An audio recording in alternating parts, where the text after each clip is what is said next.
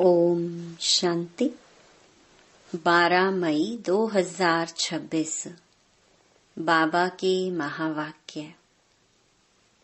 मीठे बच्चे, अभी विनाश का समय बहुत समीप है।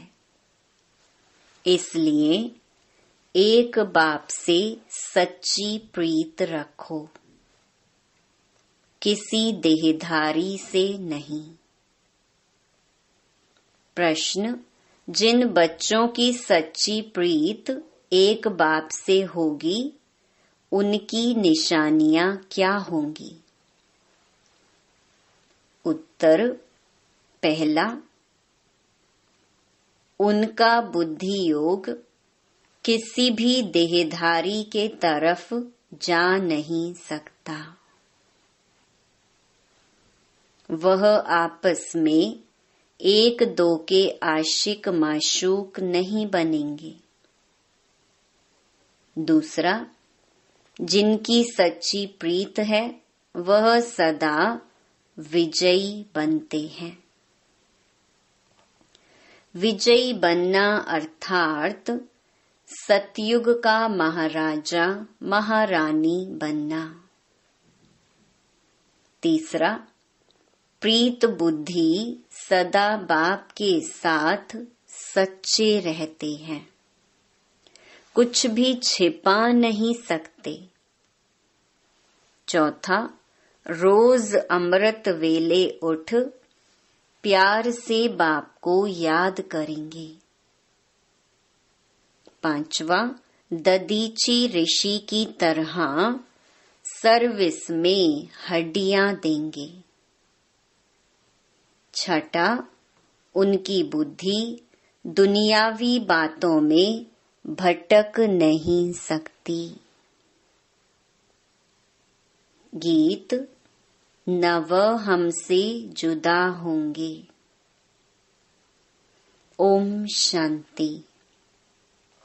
यह ब्रह्मा मुख वंशावली ब्राह्मण कुलभूषण प्रतिज्ञा करते हैं, क्योंकि उनकी प्रीति एक बाप से जुटी हुई है।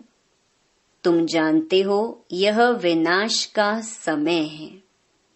बाप बच्चों को समझाते हैं कि विनाश तो होना ही है। विनाश काले जिनकी प्रीत बाप के साथ होगी वही विजय पाएंगी, अर्थात सतयुग के मालिक बनेंगे। शिव बाबा ने समझाया है, विश्व का मालिक तो राजा भी बनते हैं तो प्रजा भी बनती है, परंतु पोजीशन में बहुत फर्क है। जितना बाप से प्रीत रखेंगे, याद में रहेंगे, उतना ऊंच पद पाएंगे। बाबा ने समझाया है, बाप की याद से ही तुम्हारे विकर्मों का बोझा भस्म होगा। तुम लिख सकते हो कि विनाश काले विपरीत बुद्धि। यह लिखने में कोई डर की बात ही नहीं है। बाप कहते हैं, मैं खुद कहता हूँ कि उनका विनाश होगा और प्रीत बुद्धि वालों की विजय होगी। बाबा बिल्कुल क्लियर कह देते हैं, इस दुनिया में प्रीत तो कोई की है नहीं, तुम्हारी ही प्रीत है।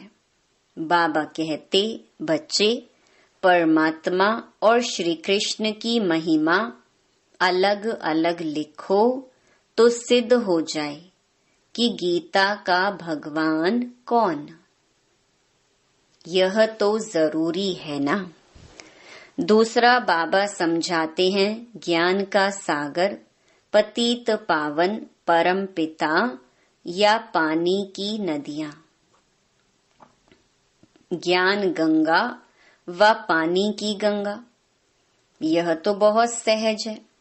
दूसरी बात, जब प्रदर्शनी करते हो तो सबसे पहले निमंत्रण देना चाहिए गीता पाठशाला वालों को। वह तो ढेर है। उन्हों को खास निमंत्रण देना चाहिए।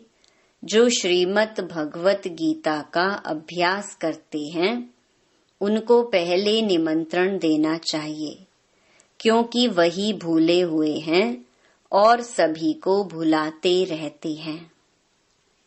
उनको बुलाना चाहिए कि अब आकर जज करो, फिर जो समझ में आए सो करना।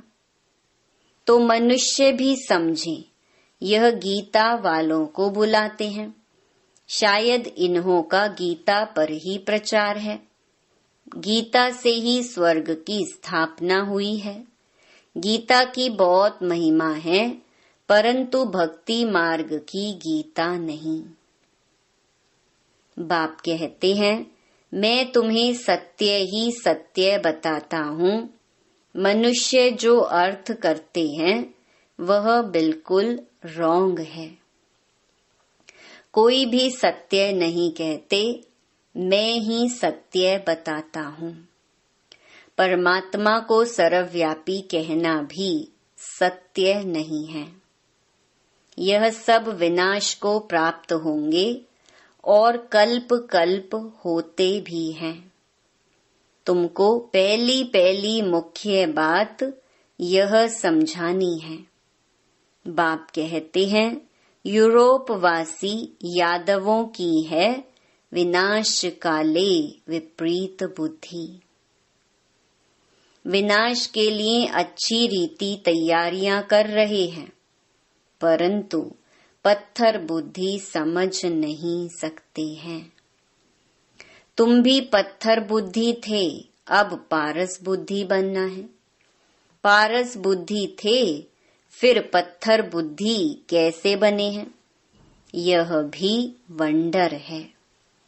बाप को कहा ही जाता है नॉलेजफुल, मर्सीफुल।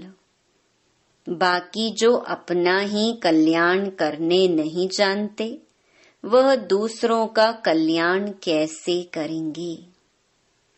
जो नॉलेज ही धारण नहीं करते तो पद भी ऐसा पाते हैं। जो सर्विस एबल हैं वही ऊंच पद पाएंगे। उनको ही बाप प्यार भी करते हैं। नंबर वार पुरुषार्थ अनुसार होते ही हैं। कई तो यह भी समझते नहीं कि हमारी बाप से प्रीत नहीं है तो पद भी नहीं मिलेगा। चाहे सगे बने व सौतेले बने, विनाश काले प्रीत बुद्धि नहीं होगी। बाप को फॉलो नहीं करेंगे तो जाकर कम पद पाएंगे। दैवी गुण भी चाहिए, कभी झूठ नहीं बोलना चाहिए। बाप कहते हैं, मैं सत्य कहता हूँ। जो मेरे से प्रीत नहीं करते तो पद भी नहीं मिलेगा। कोशिश कर 21 जन्म का पूरा वर्षा लेना है तो प्रदर्शनी मेले पर पहले पहले गीता पाठशाला वालों को निमंत्रण देना है, क्योंकि वो भक्त ठहरे ना। गीता पाठी जरूर श्री कृष्ण को याद करते होंगे, परंतु समझते कुछ नहीं है। श्री कृष्ण ने मुरली बजाई, राधे फिर कहाँ गई?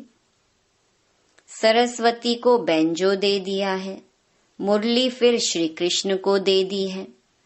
मनुष्य कहते हैं, हमको अल्लाह ने पैदा किया, परंतु अल्लाह को जानते नहीं। भारत की ही बात है, भारत में ही देवताओं का राज्य था। उन्हों के चित्र मंदिरों में पूजे जाते हैं। बाकी किंग्स आदि के स्टैचू तो बाहर लगा देते हैं, जिस पर पंछी आदि किचड़ा डालते रहते हैं। लक्ष्मी नारायण, राधे कृष्ण आदि को कितना फर्स्ट क्लास जगह पर बिठाते हैं।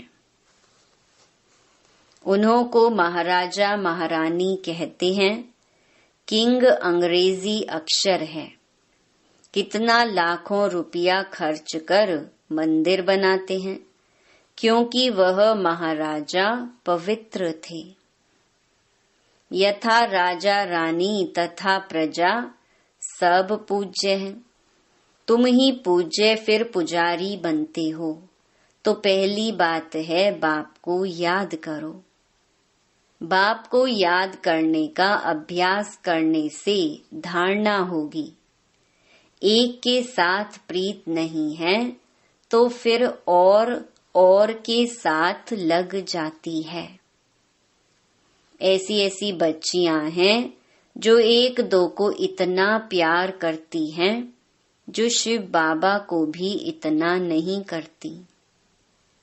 शिव बाबा कहते हैं, तुमको बुद्धि योग मेरे साथ लगाना है या एक दो में आशिक माशूक बन जाना है। फिर मेरे को बिल्कुल ही भूल जाते हैं। तुमको तो बुद्धि योग मेरे साथ जोड़ना है, इसमें मेहनत लगती है। बुद्धि टूटती ही नहीं है। शिव बाबा के बदले दिन रात एक दो को ही याद करते रहते हैं। बाबा नाम सुनाएं तो ट्रेटर बन जाते हैं। फिर गाली देने में भी देरी नहीं करते।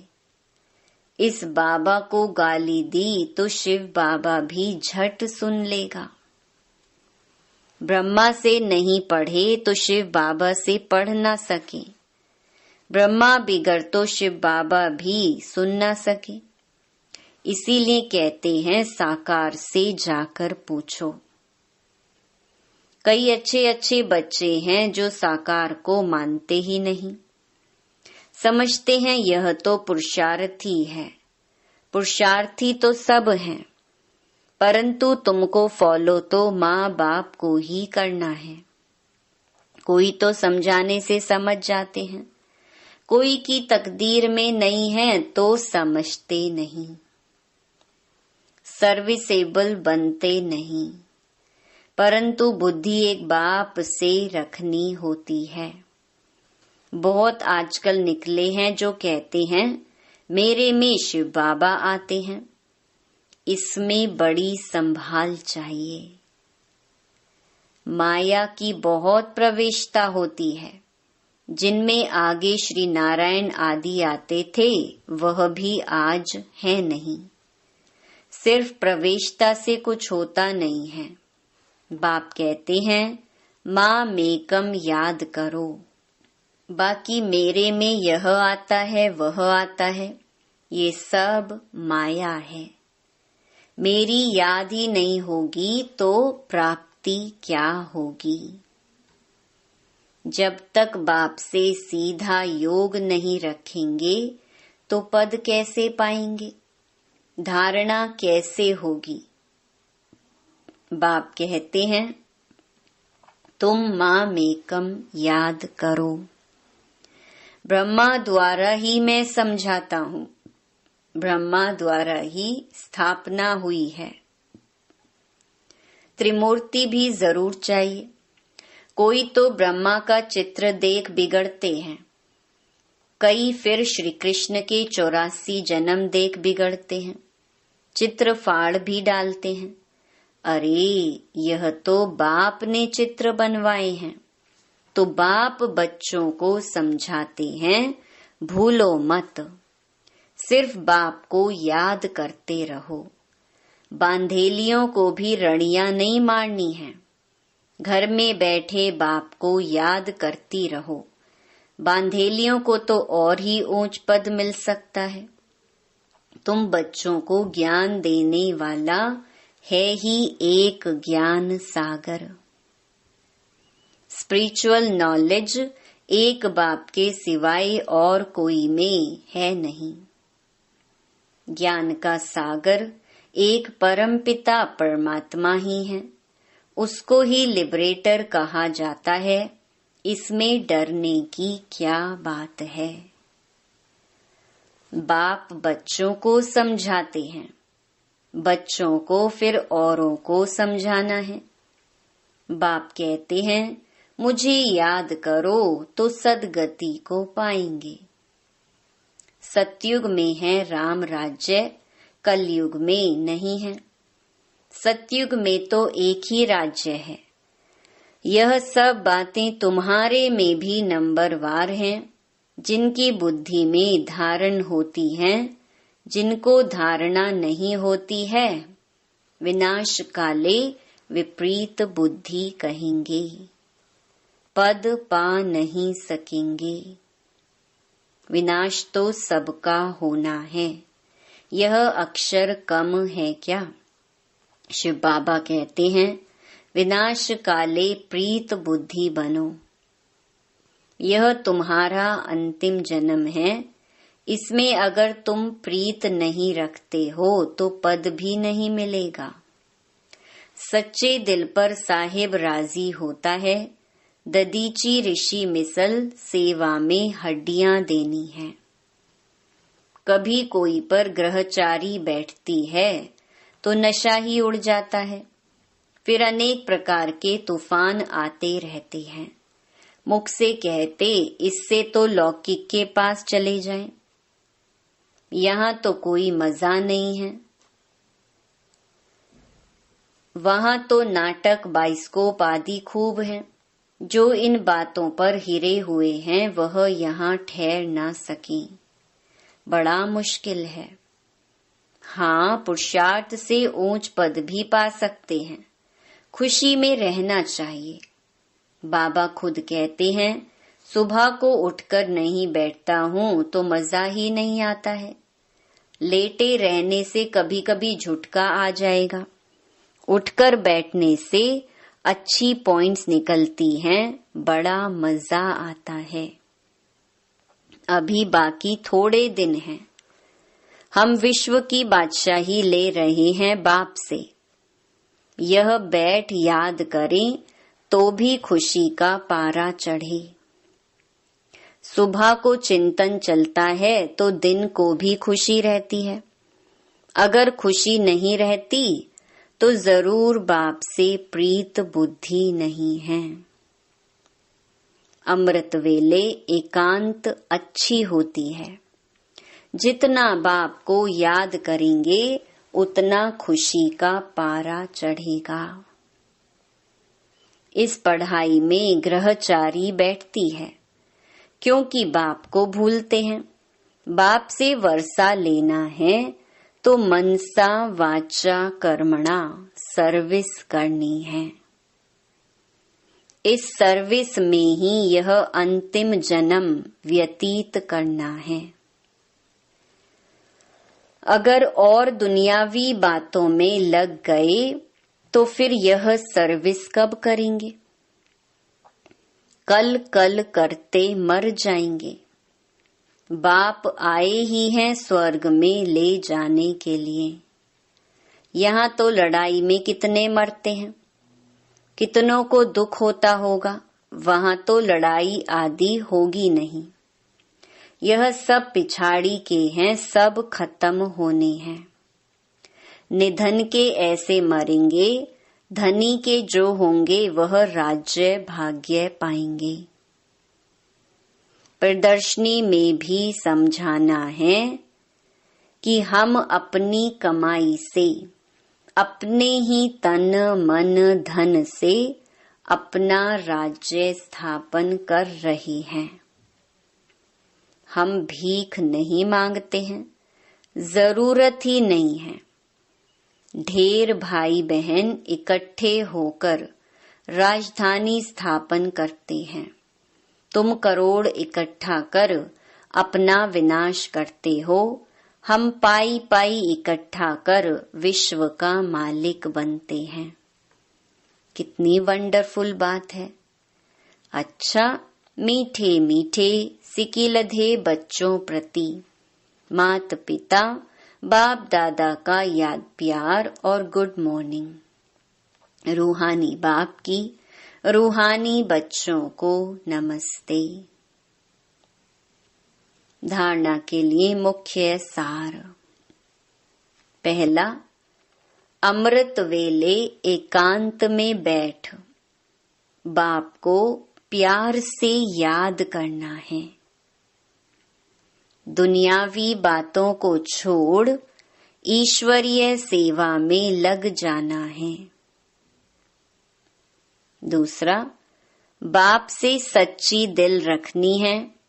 आपस में एक दो के आशिक माशूक नहीं बनना है। प्रीत एक बाप से जोड़नी है, देहधारियों से नहीं।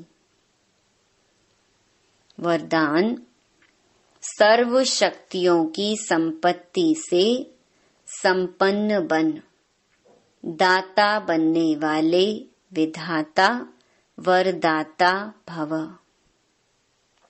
जो बच्चे सर्व शक्तियों के संपत्तिवान हैं, वही संपन्न और संपूर्ण स्थिति के समीपता का अनुभव करते हैं।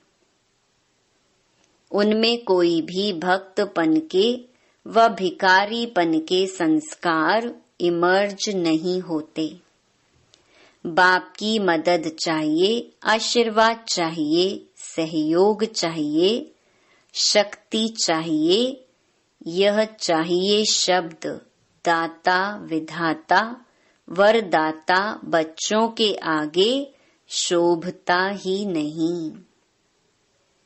वे तो विश्व की हर आत्मा को कुछ न कुछ दान व वरदान देने वाले होते हैं। स्लोगन, हर आत्मा को कोई न कोई प्राप्ति कराने वाले वचन ही सत वचन है। यह व्यक्त इशारे सदा अचल अडोल एकरस स्थिति का अनुभव करो। कितना भी कोई हिलावे, लेकिन आप अचल रहो। परिस्थिति श्रेष्ठ है या स्व स्थिति श्रेष्ठ है?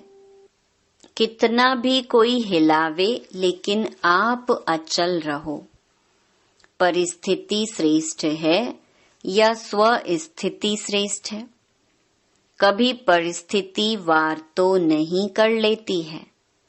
सोचो कि ये परिस्थिति पावरफुल है या स्व स्थिति पावरफुल है।